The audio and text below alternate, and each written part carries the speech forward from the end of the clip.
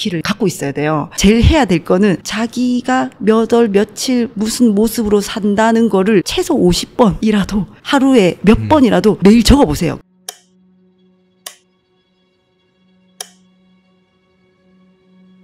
지금 행동 말씀해 주셔서 생각난 건데, 원장님 환자 한 분 한 분 들어오실 때마다 일어나서 인사를 하신다고요? 결국 기승전 잠재의식이죠. 이게 잠재의식 하나만 세팅되면 엄청난 노력을 할 수 있어요. 일어나는 거 아무것도 아니에요. 그러니까 잠재의식이 이 상황은, 이 사람은 나에게 도움을 주는 사람이다. 그럼 환자는 이전에는 내한테 뭔가 좀 나를 공격할지도 모르고 나한테 불만을 말할지 모르는 그런 존재라고 내가 했다면 내 안에 불만이 있으니까. 근데 지금은 내 안에서 항상 기쁨과 감사가 있으니까 이 사람에 대한 기쁨과 감사가 자꾸 읽어지는 거예요. 그러면 들어오는 사람 한 사람이 전부 나를 도움 주는 사람이니까 일어날 수밖에 없는 거예요. 항상 내 잠재의식이 잘 세팅돼 있는 사람은 엄청난 노력을 할 수 있단 말이에요. 엄청난 행동을 하게 하는 거지. 결국 이거는 이 사람들 무조건 낫게 한다는 그런 학원이 있어요. 그러면은 그거에 대한 행동이 같이 나오는 거예요. 내 좌표는 무조건 낫게 한다가 좌표잖아요. 그러면은 환자 눈을 봐야 돼요. 눈 보고 기침 소리 듣고 계속 봐야 되는 거죠. 뭔가 기침 소리, 콧물 소리, 목소리, 그리고 찡그리는 표정, 목소리 어떻게 변했나, 어디가 제일 아프다 하는지, 내가 원하는 게 항상 있는 만큼 환자도 원하는 게 하나 있어서 여기 온 거거든요. 그러니까 막 그 환자들이 엄청 잘 나와서 나가는 모습을 상상해요. 선생님 다 나왔어요 하면서 문 열고 들어온 거를 바로 그냥 봐요. 눈 감고 바로 봐요. 잠재의식이 있으니까 힘을 만드는 거예요. 저의 결론은 마인드셋, 잠재의식을 통한 마인드셋을 계속 하다 보면 어떤 행동을 할 수밖에 없다. 그리고 그 행동을 할 수밖에 없게 되니까 결국 그 결과가 나타날 수밖에 없다. 결국 행동에서 결과까지 나타날 수밖에 없다. 생각은 다 했으니까 지금부터 행동을 위한 노력을 해볼까? 이게 분리가 돼 있는 게 아니라는 거죠. 그렇죠. 예, 이거는 경험해 보신 분이라면 정말 이 마인드셋, 잠재의식을 통한 마인드셋만 했을 뿐인데 알아서 행동과 결과가 나타나는. 실생활에서 쓰셨으면 좋겠어요, 이거를. 네, 그러니까요. 실제로요. 여전히 많은 분들이 안 하던 걸 하려고 하고 안 하던 생각을 하려고 하면 의구심부터 시작해서 여러 가지 감정들이 들죠. 이게 진짜 될까? 그럴 때마다 원장님께서는 어떤 걸 그렇게 하고 계신지. 그렇죠. 네. 이게 제가 말은 이렇게 해도 계속 감정에 이제 또 물결을 타잖아요. 그럼요. 타는데 사랑, 화해, 용서, 기쁨 이쪽으로 얼마큼 빨리 돌아오느냐가 이제 관건이거든요. 그러니까 결국 좋은 마인드가, 좋은 태도가 좋은 인생을 만든다는 걸 어차피 알잖아요. 그러니까 이거를 약간 치트키를 약간 갖고 있어야 돼요. 이게 내가 좀 기분이 안 좋을 때 내가 원하는 거에 멀어지고 있다는 신호다. 내가 기분 안 좋으면 이거는 뭔가 자꾸 안 좋아지게 만드는 신호니까 빨리 돌아와야 돼. 그럼 그때 써먹을 치트키를 만들어 놔야 돼요. 그래서 저는 그런 멘트거든요. 아까 무조건 잠재의식 말이랬잖아요. 그럼 무슨 말? 저한테는 이게 잘 맞는 말이 뭐냐면, 언제 이게 다 해결됐지? 그렇게 하면서 다 돼 있는 상황을 딱 하는 거죠. 할 일 진짜 많은데 다 해결돼 있고, 그런 거를 경험을 하면서 자꾸 글을 쓰죠. 우리가 다들 마음이 힘들 때는 용서가 안 될 때 힘들어요.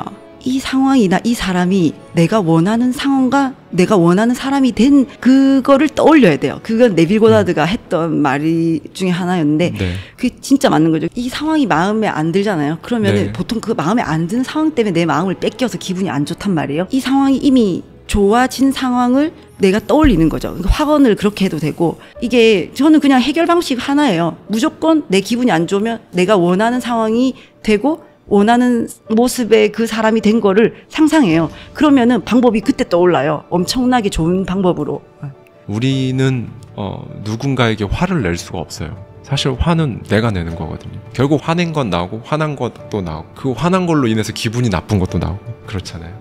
내과 원장님이신데 진료 시간을 빼시면서까지 2주에 한 번씩 수요일마다 잠재의식 강의를 환자분들께 해주신다고요. 이제 너무 눈에 보이는 거예요. 어차피 내면이 바뀌면 외부가 바뀌는데, 너무 우리 남편 때문에 괴로워서 위가 아파 죽겠어요. 너무 잠을 못 와요. 우리 애 때문에 내가 너무 면역력이 다 떨어졌어요. 그러니까 뭐든 때문에로 하시는 거예요. 저도 그렇게 살았기 때문에 이 너무 안타까운 거지. 이 조금만 이렇게 바뀌면 덕분에라고 말할 수 있는 삶을 살 수 있는데, 처음에 시작했던 엄마가 자기 아기가 ADHD 약을 먹고 있는데 ADHD 약 먹어도 막 썩 그렇게 학교에서 전화 오는 건 비슷하고 막 집안 분위기도 안 좋고. 그러니까 ADHD 너무 좀 안타까운 게 자꾸 환자로 보고 너 문제 있어? 할수록 엄마 마음 안에는 문제 있는 아이가 담기고 그럼 그 메시지가 그대로 아이한테 전해져서 자기 문제 있는 사람 기분이 좋을 리가 없어요. 그러면 자기 바꿀 마음도 전혀 안 생기고 그 문제 있는 사람의 그 잠재의식 박힌 대로 그대로 그렇게 사는 거거든요. 그러니까 이게 엄마의 마인드만 바뀌면 다 되는 거예요. 사실은 애는 엄마한테 이렇게 제가 이렇게 잠재의식 바꾼 방법들을 가르쳐 줬어요. 그러니까 잠재의식 바꾸는 거는 무조건 앉아서 그냥 눈 감고 있는 게 아니고 행동을 해야 돼요. 학원 쓰고 그 책 읽고 심상하고 계속 라디오처럼 계속 음악처럼 계속 듣고 그걸 가르쳐 주고 그 엄마를 한 몇 번 했어요. 그러니까 애기 ADHD 약 끊고 지금 애 너무 잘 난 사실 애를 교육시킨 게 아니야. 엄마만 교육시켰는데 역시 나랑 같은 효과가 나온 거죠. 6개월 넘었어요. 근데 너무 잘 있어요.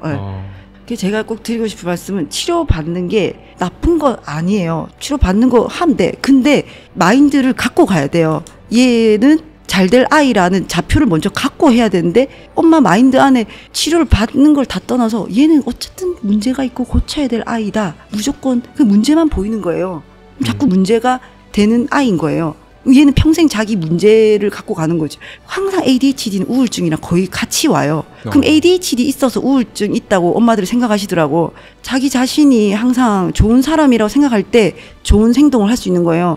그럼 좋은 사람이라고 자꾸 인식을 시켜줘야 돼요, 엄마가. 그럼 엄마가 마음속에서 이미 좋은 아이를 갖고 있으면 돼요. 그럼 그거는 아까 제가 말씀드린 대로 말과 느낌을 바꾸는 거예요.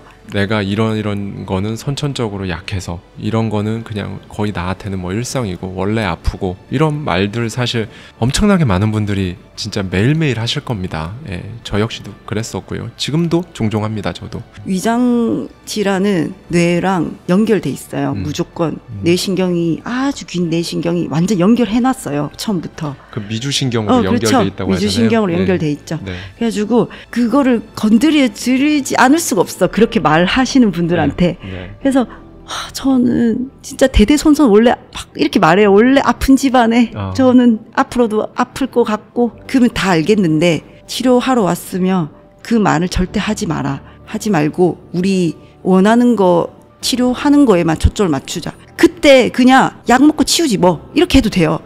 약간 약 한두 알 있으면은. 근데 보통은 이 안에서 벌써 정신적인 이 대화 자체가 안에서 아주 작은 목소리로 오늘 이제 시작이다. 며칠 아플까?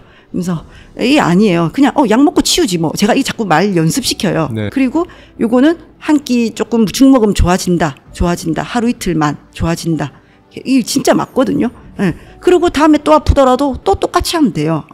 그리고 그거 모른 채로 자기 원하는 삶을 사는 거예요. 하던 일 계속 하시고 사람마다 다 건강해 보여도 다 하나씩 다 있어요. 나는 허리 아픈 사람, 나는 배 아픈 사람. 그러면 일상을 자꾸 지장을 받잖아요. 그러면 일상 처음에 지장 받는 것 같죠? 근데 점점 부정적인 감정에 더 지장받아요. 그러면서 삶이 자꾸 무너지고 우울증 와요. 그럼에도 불구하고 이러이러한 처한 상황, 사정 때문에 이러지도 저러지도 못하고 혹은 용기가 안 나고 리스크가 너무 무섭고 이런 이유들로 인해서 움직이지 못하시는 분들이 오늘도 굉장히 많으십니다. 그렇죠. 그걸 깨고 한 번은 나오셔야 되는데. 그렇죠. 그래서 지금 이걸 듣고 계신 거잖아요. 그러니까 벌써 반은 한 거야. 벌써 이거를 중요성을 아니까 듣고 계시는 거거든요. 근데 삶을 너무 어렵게 생각하시지 말고 하나의 진리가 다 통한다는 거를 꼭 기억해 주셨으면 좋겠어요. 그거는 방법을 생각하면 이게 자신이 없어져요. 무조건 내부에서 느낌이 갖고 가야 이루어진다. 근데 당장에 막 떠올려 보세요. 뭐 원하는 거 상상해 보세요 하면은 아직은 막 그게 잘 안 돼. 그러면 제일 해야 될 거는 일단은 자기가 몇 월 며칠 무슨 모습으로 산다는 거를 최소 50번이라도 하루에 몇 번이라도 매일 적어 보세요. 그거를 하면은 점점 이제 바뀌어. 그러면서 바뀌는 경험을 하면은 그거는 이제부터 눈이 떠지기 시작하고 이제 그렇게 삶을 노력을 하시기 시작할 거거든요.